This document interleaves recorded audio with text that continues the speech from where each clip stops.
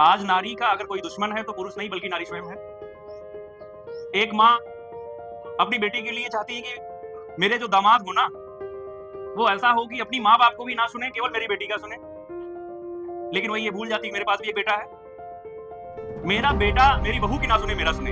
ये कैसे पॉसिबल? अपने ही समाज में, वो चाहे महिला हो, चाहे पुरुष हो, अगर उनके फ़ोन की हिस्ट्री चेक की जाए सर ना, उनके यूट्यूब डाटाबेस को चेक किया जाए, तो सबसे ज़्यादा गाने देखे जाते हैं, मूवी देखी जाती है और ये ऐसे गाने और ऐसी मूवीज़ होती हैं, जिनका हमारे जीवन में, जो वर्तमान जीवन चल रहा है ना, इस जीवन में कोई भी उससे कुछ भी हमें सीख नहीं मिलती है। ये है कि जब किसी बच्ची की शादी होती है, शादी से पहले तो बेचारी बेटी होती है, जैसे लाइक ये बहन हमारी है, प्लीज़ आप यहाँ आ जाओ। क्या नाम है आपका? खुशी। कितनी एज है आपकी?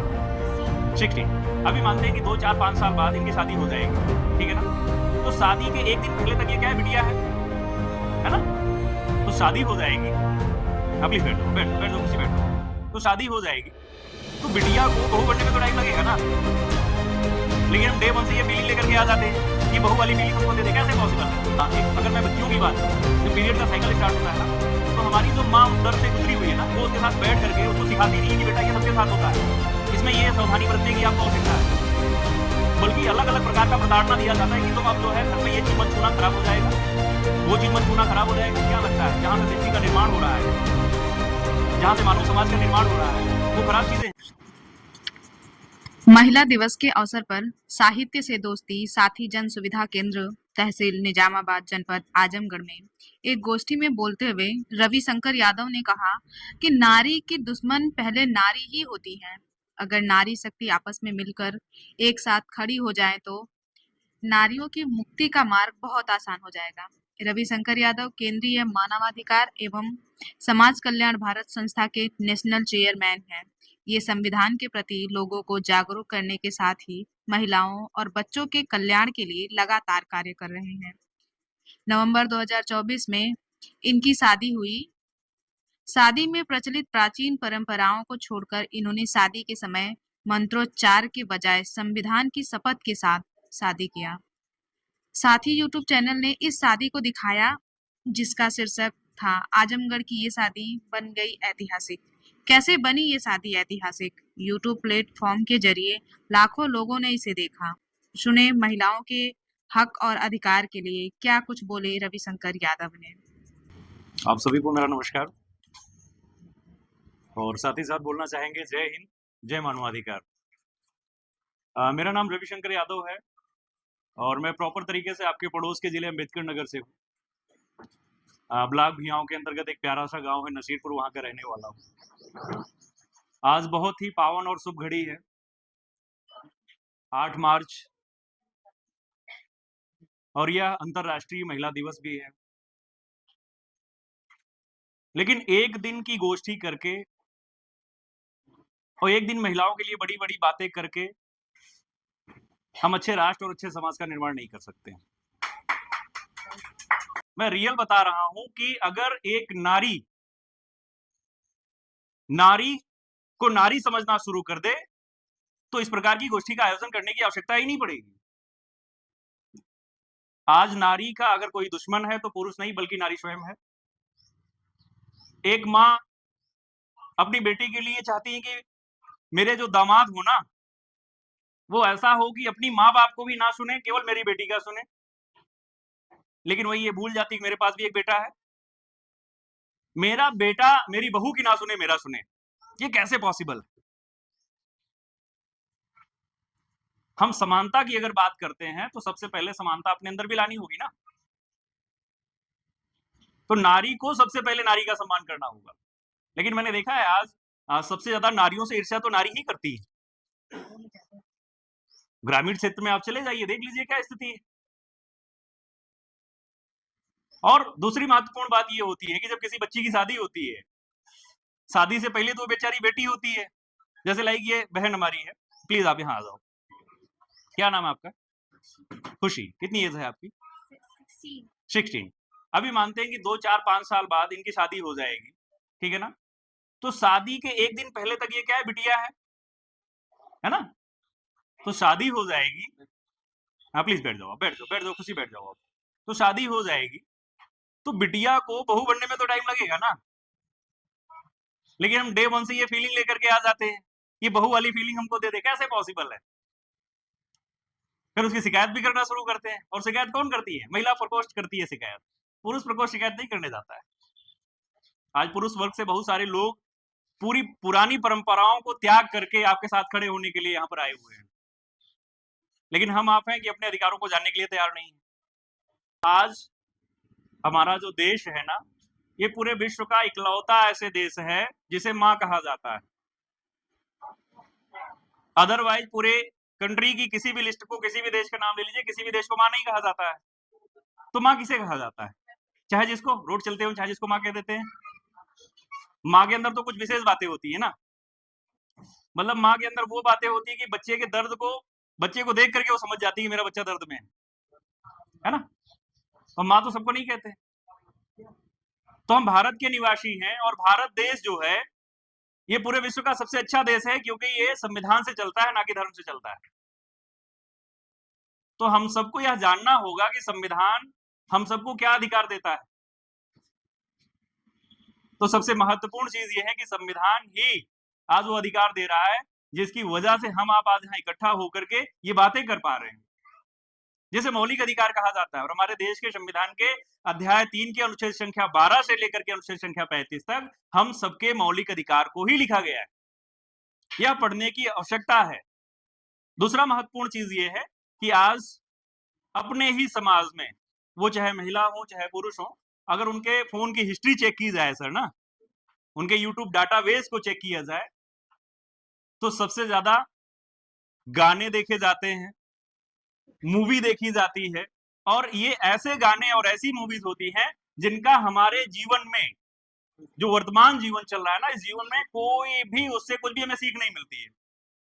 अभी होली का टाइम आ रहा है, ऐसे ऐसे सॉन्ग्स आएंगे जिसे रियल में फैमिली के साथ बैठ करके सुनना इम्पॉसिबल होगा, लेकिन हमारी बीच की बहुत सारी माताएं हैं, बहुत सारी बहनें हैं, उसको भी सुनती हैं वो।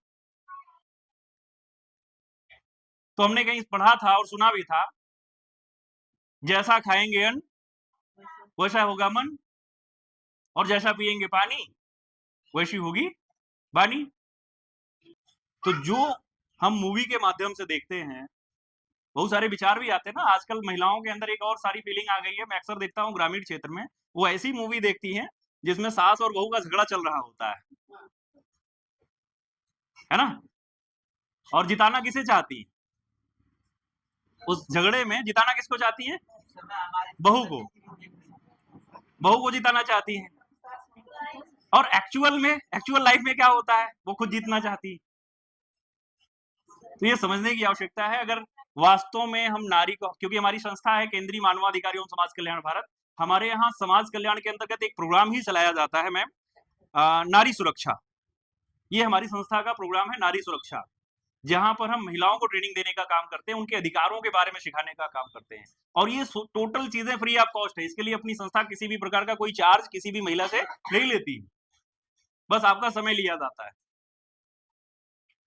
इस प्रोग्राम को चलाने का मेन मोटो ये है कि हम आपको कनेक्ट कर पाए। जैसे देखेंगे आज के डेट में क्या है सबसे बड़ी प्रॉब्लम, एक नारी जिस दर्द से होकर के गुजरी होती है ना, उस दर्द को अपनी बेटी के साथ साझा नहीं करती। मतलब अपने समाज में माँ और पुत्री का रिश्ता ऐसा है, ऐसा लगता है कि माता जी जो है वो कोतवाल साहिबा है, और पुत्री बेचारी क्या है, वो एक मुजरिम है, उनके सामने खड़ी है। और पिता और पुत्र का भी यही है कि पिताजी कोतवाल साहब हैं और पुत्र जो है वो बेचारा मुजरिम है। मतलब एक रिलेशन जो फ्रेंडशिप वाला कनेक्टिविटी होनी चाहिए वो नहीं होती है। अब एक छोटा सा एग्जांपल मैं देता हूँ, आज आप लोगों ने भी देखा होगा अपने समाज में, अगर 10 शादी हो रही है तो 10 शादी में से क्या होता है, 2 से 3 शादियां ऐसी होती हैं जिनको बच्चा नहीं पैदा होता। नोटिस किया आप लोगों ने? ऐसा हो रहा है आज के डेट में, रियल बता रहा हूं। ये केवल वो चाहे पुरुष को जानकारी नहीं है, उसने कुछ ऐसी गलती किया हुआ है, या उस बच्ची को जानकारी नहीं है, उसने ऐसी कुछ गलती किया हुआ जिसका शिकार वो दोनों हो चुके हैं। होता क्या है, एक टाइम आने के बाद बॉडी में हार्मोनिकल चेंजेस होते हैं, बहुत सारे बदलाव होते हैं, और उस बदलाव में एक, अगर मैं बच्चियों की बात करूं जब पीरियड का साइकिल स्टार्ट होता है ना, तो हमारी जो माँ उस दर्द से गुजरी हुई है ना, वो उसके साथ बैठ करके उसको सिखाती नहीं है कि बेटा ये सबके साथ होता है, इसमें ये सावधानी बरतने की आपको आवश्यकता है, बल्कि अलग अलग प्रकार का प्रताड़ना दिया जाता है कि तुम अब जो है घर में ये चीज मत छूना, खराब हो जाएगा, वो चीज मत छूना, खराब हो जाएगा। क्या लगता है जहां से सृष्टि का निर्माण हो रहा है, जहां से मानव समाज का निर्माण हो रहा है, वो खराब चीजें हैं, वो छूने से घर का सामान खराब हो जाएगा। तो ये समझने की आवश्यकता है। और आज केवल जानकारी के अभाव में तमाम सारी ऐसी बच्चियां हैं जो शादी से पहले उनके साथ ऐसी सिचुएशन हो जाती है कि पूरे जीवन में मां नहीं बन सकती। और एक महिला के लिए सबसे बड़ा सुख क्या होता है? मां बनना। तो ये कनेक्टिविटी मेंटेन करके चलना पड़ेगा। बच्ची को, हर माँ को चाहिए कि अपनी बेटी को एज अ फ्रेंड ट्रीट करे, मतलब वो अपनी छोटी समस्या भी अपनी माँ से शेयर कर पाए, ताकि उसके साथ इन फ्यूचर में कोई बड़ी घटना ना हो पाए। उन्हें हर एक प्रणाली को सिखाना पड़ेगा, जिस दर्द को उन्होंने झेला है ना, उस दर्द को उन्हें सिखाना पड़ेगा। ये जरूरी थोड़ी ना कि ठोकर लगे तभी हम सीखेंगे। जब तक नारी नारी से ईर्ष्या करना नहीं बंद करेंगी, तब तक इस समाज को नहीं बदला जा सकता है। ये समाज तभी बदला जाएगा जब सबसे पहले नारी तो नारी को सपोर्ट करना शुरू करे। तो नारी को सपोर्ट करना पड़ेगा। और दूसरा, आज के डेट में तमाम सारी चीजें ऐसी हो रही हैं, सोशल मीडिया के माध्यम से बहुत सारी अश्लील गाने, बहुत सारी अश्लील वीडियोस तमाम सारी वायरल होती हैं। और हमारी जो बहनें और माताएं हैं सर, अक्सर आप देखेंगे रीच जब जाकर के चेक करेंगे मेल और फीमेल की किसी भी पोस्ट पर, तो सबसे ज्यादा जो पोस्ट रीच में होती है वो फीमेल की कंडीशन होती है, संख्या ज्यादा होती है। तो हमें क्या करना होगा? अश्लीलता का भी बहिष्कार करना पड़ेगा। हमारी संस्था एक ट्रेनिंग प्रोग्राम चलाने जा रही है, जिस प्रोग्राम का नाम है पेरेंट्स ट्रेनिंग प्रोग्राम, यानी कि गार्जियन को ट्रेन करने का प्रोग्राम। अब आप समझिए क्या होता है, लाइक पति पत्नी है, उनके बीच में कोई विवाद हुआ, तो वो उनका पर्सनल मामला है ना, बच्चों के सामने क्यों आता है? बच्चों के सामने तेज आवाज में बात करना, बच्चों से गुटखा मंगवा करके खाना, बच्चों के सामने दारू पी करके आना, बच्चों के सामने गाली गलौज करना, बच्चों के सामने ऐसे ऐसे कमेंटबाजी करना जो नहीं होनी चाहिए। तो इसको भी तो परिवर्तित करने की आवश्यकता है ना। आज बदलते युग में इसका मतलब ये कतई नहीं है कि हम अपने संस्कारों को भूल जाएं, मानवता को भूल जाएं। तो हमें टेक्नोलॉजी के परिवेश में अपने आप को डेवलप करना है, लेकिन संस्कार विहीन होकर के नहीं, संस्कार के साथ में। और ये जितना भी सोशल मीडिया प्लेटफॉर्म पर अश्लीलता हो रही है, इसका एकदम कैंपेन चला करके बाइकआउट करना होगा इसको। और जिस दिन ये हमारी जो नारी है ना, नारी शक्ति जो है, जिस दिन इसका बाइकआउट करना शुरू कर देंगी, ऑटोमेटिकली एक अच्छे राष्ट्र, एक अच्छे समाज का निर्माण हो चुका होगा। तो मेरा यही आप सबसे रिक्वेस्ट है कि आप सब लोग सबसे पहले नारी का सम्मान करना स्वयं से स्टार्ट करिए। अब एक जीता जागता उदाहरण बताता हूं। हमारे आपके घर का कोई बच्चा हो, उस बच्चे को हम बाबू कह करके बुलाएं, बच्ची हो उसको बिटिया करके, बेटी करके, बहनी करके बुलाएं, पूरे गांव में किसी की हिम्मत नहीं होगी, वो रे करके बुला देगा उसको। लेकिन अगर हम ही वही कह करके बुलाना शुरू करेंगे तो फिर क्या होगा? तो नारी को सम्मान तभी मिलेगा जब नारी नारी का सम्मान करना शुरू करेंगे, क्योंकि इस कल्चर को हमें अपने घर से स्टार्ट करने की आवश्यकता है। तो यह समझना होगा आप सब। दूसरा महत्वपूर्ण पॉइंट मैं बताने जा रहा हूं, ध्यानपूर्वक आप सब लोग समझेंगे। आज अपने समाज में एक कल्चर और तीव्र गति से बदल रहा है। ज्वाइंट फैमिली बहुत कम बची हुई है आज के डेट में। लोगों को लगता है कि हम अलग हो जाएंगे तो हम एक अच्छे समाज का निर्माण कर पाएंगे, जबकि सरासर गलत है ये। माता पिता को वृद्धा आश्रम में छोड़ने वाला परिवार ये उम्मीद करके बैठा हुआ है कि मेरा बच्चा मेरे बुढ़ापे का सहारा बनेगा। हम अपने समाज में जैसा दिखते हैं, जैसा सोचते हैं, वैसा ही परिवर्तन हमारे अंदर आता है। तो सबसे ज्यादा आवश्यकता है, सम्मान ही एक ऐसी चीज है जिसे हम हर किसी को फ्री में दे सकते हैं। इसको देने के लिए जरा सा भी पैसा नहीं लगता है। और सबसे पहले आप सबसे विनम्र निवेदन है कि आप सब लोग नारी का सम्मान करना शुरू करिए। जिस दिन आपके द्वारा नारी का सम्मान शुरू हो जाएगा, पुरुष विवश हो जाएगा सम्मान करने के लिए, क्योंकि आपके बगैर पुरुष की कोई वैल्यू है ही नहीं। तो हमें वैचारिक परिवर्तन करने की आवश्यकता है। और वास्तव में नारी का स्थान कोई नहीं ले सकता, बगैर इनके सृष्टि की कल्पना ही नहीं की जा सकती। तो आप सबने अपना कीमती समय दिया, इसके लिए आप सबको दिल से बहुत-बहुत धन्यवाद। नमस्कार।